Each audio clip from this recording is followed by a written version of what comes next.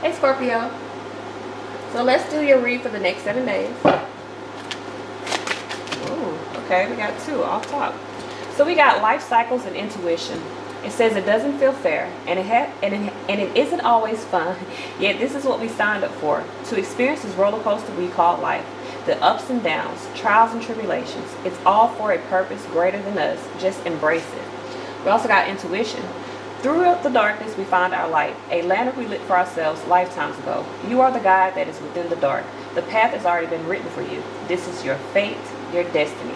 So some of you guys, I feel like you need to follow your intuition. You're going into a new life cycle, which is great. That means you have the opportunity to create things that are beneficial to you and that you desire. But I do think you need to follow your intuition and be sure that you are trusting in the process, okay? Let's see here, Scorpio. What messages, what guidance do we have for Scorpio, Sun, Moon, Rising, and Venus? Okay, it's turned upside down. What messages, what guidance do we have for Scorpio, Sun, Moon, Rising, and Venus for the next 7 days? What messages, what guidance do we have for Scorpio, Sun, Moon, Rising, and Venus for the next 7 days?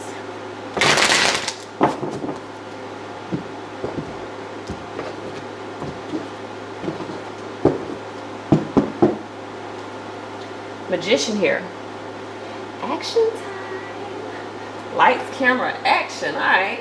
So I definitely feel like for a lot of you guys, you're on a new journey. Life cycle here. You got the Magician. That's a 1. You're on the start of. You're at a new beginning. On the start of on a brand new precipice. I think that's what they say. Queen of Wands in reverse. Kind of an iffy start. With the Queen of Wands in reverse, you may be in a space of not trusting yourself, of not following your desires, of not fully living in your drive and your passions. Queen of Wands in reverse is a very stifled energy. Queen of Wands in reverse can also be too free-spirited. She can be somewhat of a hoe. So don't do that. Or if you want to, that's your motherfucking business. It ain't my business, okay? What you do with your cootie cat. All I'm saying is that's the energy that card represents. What do we have for day 2? We got the 5 of Swords. Some of you guys could be making some unwise choices. You know what I'm saying? I see what I'm saying. Some of y'all making some unwise choices. You fighting your own demons, but you could be fighting everybody else because you need to resolve what's within you. The 5 of Swords also is like nobody's gonna win in this. So whoever you're going against, whatever you're going against, there is not a winner. There's just challenges. There's just complications. There's just mental disharmony. So I definitely feel like for a lot of you guys, this is about honing in your desires. You're at this new beginning. Things may seem chaotic. Things may seem, you know, nerve-wracking. Balance out your thoughts, okay? Day 3, we got the 10 of Pentacles here. So for some of you guys, this is about something that you're wanting for a long time, or about some sort of commitment. The 10 of Pentacles is something that you're committing yourself to. The cards before it, I don't know if you should be committing yourself to whatever this is, because there's a lot of chaotic energy. Now for others of you, you could be in conflict with another woman. If you're in a relationship, there could be some sort of conflict or competition with another woman, because the Queen of Wands can represent another woman. Be cautious of that. All right, so we have for day 4 the Page of Wands. I feel like for some of you guys, there's some good news, or you're starting something new. There's either one of the two. Either you're going to receive a message that makes you happy, makes you smile, or you're going to be, you know, some of y'all just going to receive a message. For some of you, you could be starting something new, but that's not what I got. 10 of Wands here. 10-10 is an end. Something is ending. There's something ending here in your energy. 10-10 is the definite end. I feel like with the 10 of Wands, you could be in a space of feeling beat the fuck up. Burdened. This motherfucker half dead. So I feel like for some of you guys, you could be either overworking yourself, or you just could be going through something that is very taxing, very draining. And I feel like you're needing to rest. Okay? Day 6 here, we got the 3 of Cups. So there could be some sort of party, some sort of celebration, get together.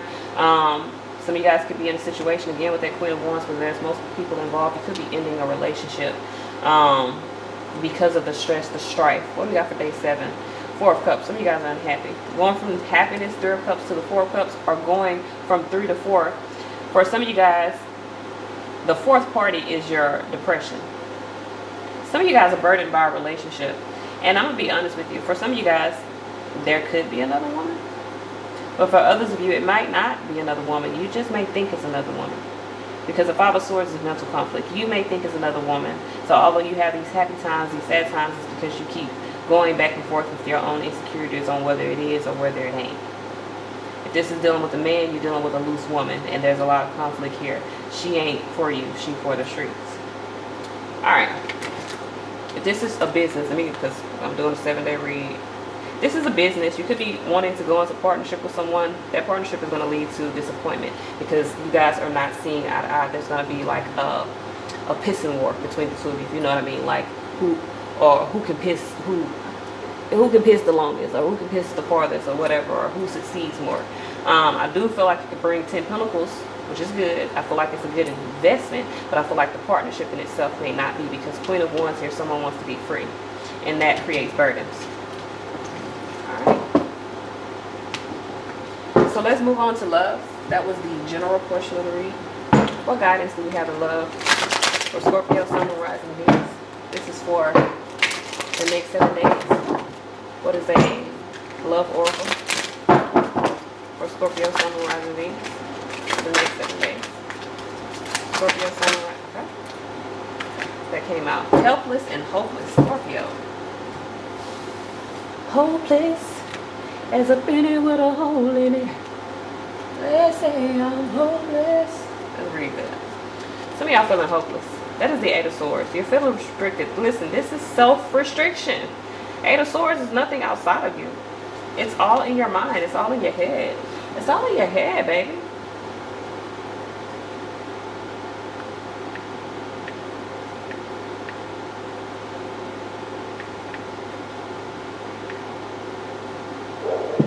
Alright, what do you have here for the Eight of Swords?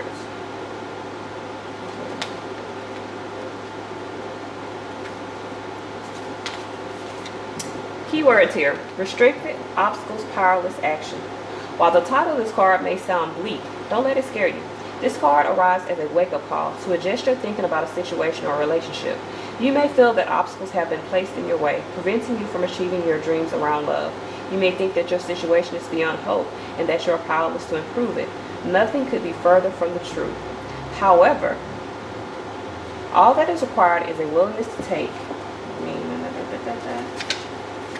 action.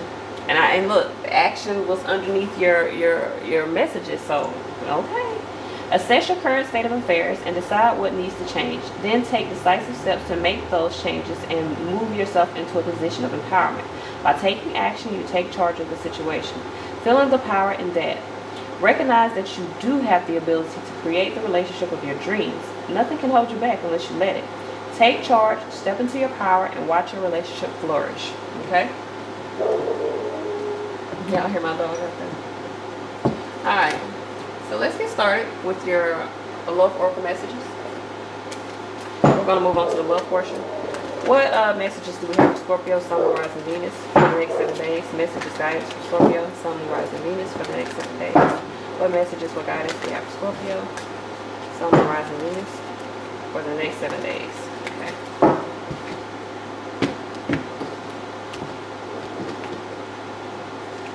Day 1, guilty. Someone feels guilty. It says, I feel pain from the damage that I've caused. So some of you guys, you could be in a relationship where there's been a lot of damage caused. Somebody feels guilty. Someone would like to release that energy, but for some of you guys, you could be in the dark about something, or you could feel dark about it. We got single here. So you could be in the space, day 2, of feeling isolated, feeling alone, even if you aren't actually single. You could still be in a relationship and pull this card. It just means that you feel guarded, or you feel isolated from your partner. For some of you guys, you could be becoming single from someone that has wronged you and they do feel guilty. Doesn't mean that what they did was not wrong. We got fear here. I feel like there's a lot of uneasiness around your romantic relationships right now. Some of you guys are very guarded because of your own fear. I keep telling you, it's in your head. For some of you guys, you're guarded around a situation. You may think your partner's going to cheat. They ain't not doing shit. They're literally not doing shit. You're just scared. Spiritual awakening. So some of you guys, you could be going through some sort of epiphany, especially if you've been in the space of fearing that your partner is being unfaithful without any proof. Now, for some of you guys, you could get some proof. Heartbreak here. There's a feeling of being disappointed, being betrayed. There's a lot of grief that you guys are feeling. A lot of hurt. Some of you guys, you may know it's time to let go of a situation. Ego here. Your ego may have been the reason that you've been holding on. Or for those of you that are wanting to go, because some of y'all are single and you have a lot of damage that has been caused from different situations. You have a lot of uneasiness about moving toward relationships. You're stuck in your ego. It says, I let my pride get in the way of our connection. Some of you guys, you're ruining a connection because of past heartbreak. So now you're at a crossroad. You're indecisive. You got multiple choices. This is a turning point for you in your love life, whether you're in a relationship or not. This situation, the emotions that you're feeling over the next 7 days are going to be a turning point. And for a lot of you guys, you may become single. For those of you that are not single, you may just be in a space of feeling very guarded, very isolated from your partner, and that is making you feel uneasy. So you're going through this sort of epiphany that there's some disappointment or some sort of hurt that you may need to release of something that's part of your ego in order to have this turning point. What was underneath here? Roll the dice. Some of you guys need to take a chance. It says leap of faith. I feel like you feel like something is a big risk, and that's why you're hesitant. We'll just say hesitant to kind of fully give it all you got, I guess. All right, so let's get some closing messages. What timing is important? All right, we have in May, we have in autumn, and we have don't wait around. So these three messages are important in regards to timing for you, Scorpio. However they resonate, they will resonate for you. Let's see what we have. Let's get the closing message from the numerology. What is the closing message for Scorpio? Sun, Moon, Rising, Venus. Nothing is yet set in stone. So there's a lot of changes that could be happening. Nothing's set in stone. Remember that. No matter what goes on, you got a new start, I told you. But nothing is set in stone. And with a new start, it usually comes from the end of something else. This is all I have. Until next time.